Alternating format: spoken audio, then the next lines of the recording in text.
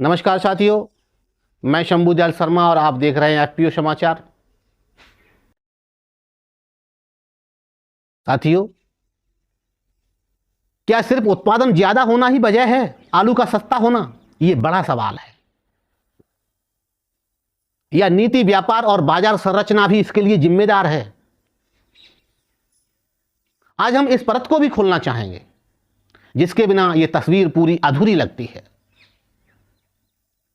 भारत सरकार ने तमाम वैश्विक समझौते किए हैं, तमाम एफटीए किए हैं, जिसमें किसानों का सवाल आता है तो मंच से बड़े बड़े नेता बोलते हुए नहीं थकते।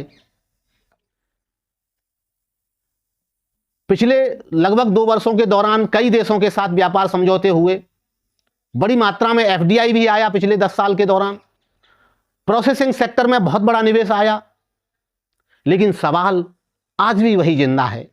क्या इन समझौतों का सीधा लाभ आलू किसान तक पहुंचा? क्या छोटे किसान को वैश्विक बाजार से जोड़ने का कोई ढांचा तैयार हुआ, या फायदा केवल बड़े एग्री कारोबार तक ही सीमित रहा और आगे भी वही होने वाला है? यह सवाल उठाना उतना ही जरूरी है जितना किसान के हित की बात करना जरूरी है, क्योंकि अगर नीति बनती है तो उसका असर खेत तक दिखना चाहिए।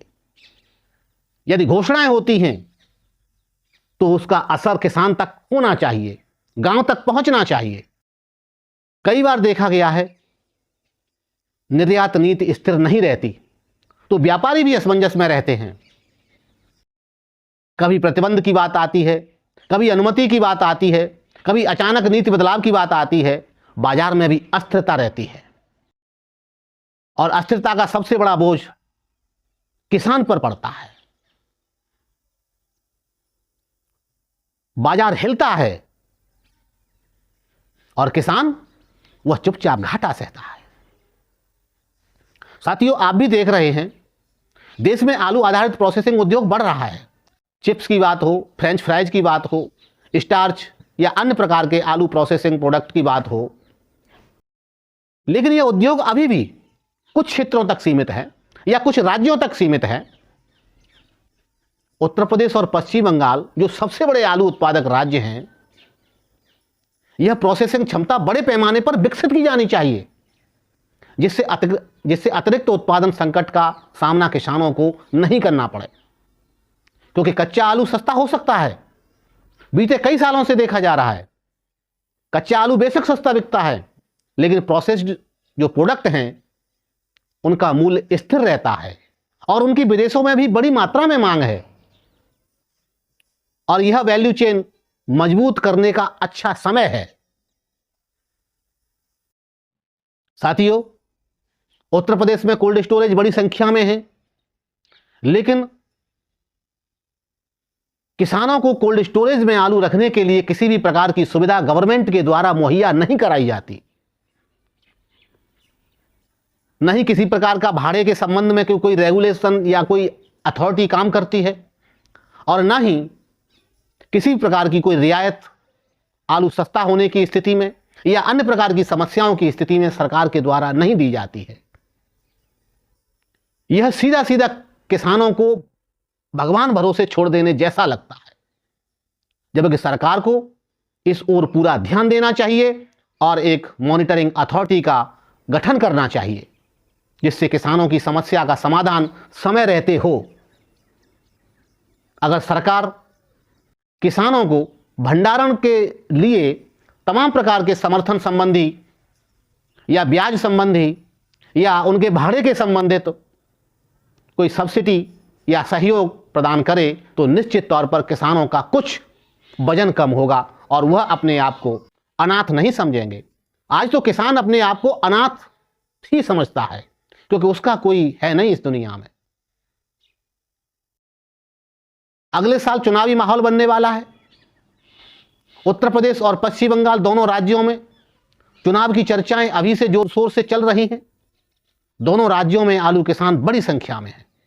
यदि 2 साल लगातार नुकसान किसान झेलेंगे तो कैसे जी पाएंगे?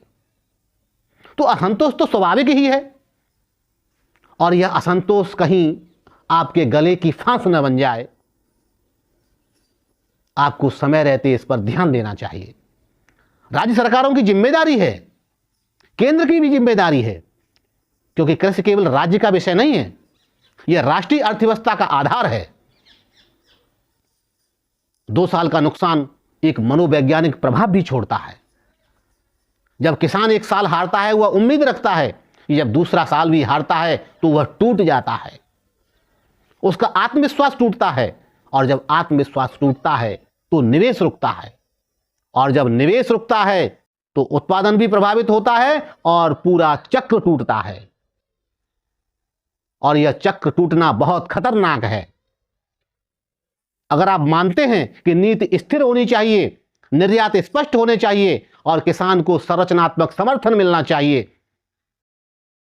तो इस वीडियो को शेयर करिए, क्योंकि यह चर्चा जितनी फैलेगी उतना दबाव नीति नियंताओं पर बनेगा। साथियों, अर्थव्यवस्था शहर बनाम गांव नहीं होनी चाहिए। यह समय है इसको अच्छे से समझने का। देश को शहर और गांव में मत बांटिए। अगर गांव कमजोर हुआ तो शहर मजबूत नहीं रह सकता। अगर किसान कमाएगा नहीं तो उपभोक्ता घटेगा, उपभोग घटेगा। अगर उपभोक्ता और उपभोग घटेगा तो उद्योग तो प्रभावित होंगे ही, और यह सीधा आर्थिक समीकरण है। किसान की आय गिरेगी तो बाजार गिरेगा, और बाजार गिरेगा तो अर्थव्यवस्था गिरेगी। और अब सबसे बड़ा सवाल, यह संकट है, क्या यह सुधर नहीं सकता? आपके पास सुधार का मौका है। साथियों, क्या चुनावी वर्ष में सरकारें विशेष पैकेज नहीं ला सकती हैं? क्या एफपीओ मॉडल को और अधिक मजबूत नहीं किया जा सकता है? क्या बीच में बैठे दलालों मंडलियों को अंकुश नहीं लगाया जा सकता है? क्या निर्यात नीति दीर्घकालिक नहीं हो सकती है? क्या प्रोसेसिंग क्लस्टर नहीं बनाए जा सकते हैं? उत्तर प्रदेश और पश्चिम बंगाल, जो देश के सबसे बड़े आलू उत्पादक 2 बड़े राज्य हैं, जो देश को 50% से अधिक आलू उत्पादन करके देते हैं, ऐसे राज्यों में भारत सरकार को कोई विशेष पैकेज लाकर, कोई विशेष प्रक्रिया चलाकर आलू के लिए कोई विशेष प्रावधान करने की जरूरत नहीं है। मैं कहता हूं करना चाहिए। आप क्या कहते हैं कमेंट में बताइए। किसान लगातार 2 साल अगर नुकसान में जाएगा तो सिर्फ घाटा नहीं होता, उसका भरोसा टूटता है, उसकी उम्मीद डगमगाने लगती है, वह अर्थव्यवस्था की चेतावनी होती है। और जब चेतावनी चुनावी वर्ष से टकराती है तो सवाल और भी बड़े हो जाते हैं। अगले वर्ष चुनावी माहौल हो रहा है, मैं तो कहूंगा अभी से सज गया है बाजार। अब मैं अंत में यही कहना चाहूंगा, किसान को दया नहीं ढांचा चाहिए, घोषणा नहीं व्यवस्था चाहिए। और ये सब जिम्मेदारी किसकी है? राज्य सरकारों की। हां, राज्य सरकारों की और केंद्र सरकार की,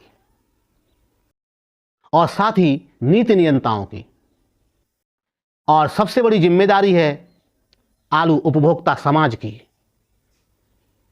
जब हम सस्ता आलू देखकर खुश होते हैं तो हमें याद रखना चाहिए कि किसी ने घाटा झेला है। अगर आप मानते हैं कि किसान की आय राजनीति से ऊपर होनी चाहिए, और अगर आप मानते हैं कि देश को शहर और गांव में नहीं बंटना चाहिए, अगर आप मानते हैं कि किसान मजबूत होगा तभी भारत मजबूत होगा, तो इस वीडियो को अभी शेयर करिए। कमेंट में लिखिए किसान मजबूत होगा तो देश मजबूत होगा। और एफपीओ समाचार को सब्सक्राइब करिए। मेरा आपसे यही अंतिम निवेदन है। साथियों, कल फिर मिलेंगे किसी नए और विशेष एपिसोड के साथ में। नमस्कार।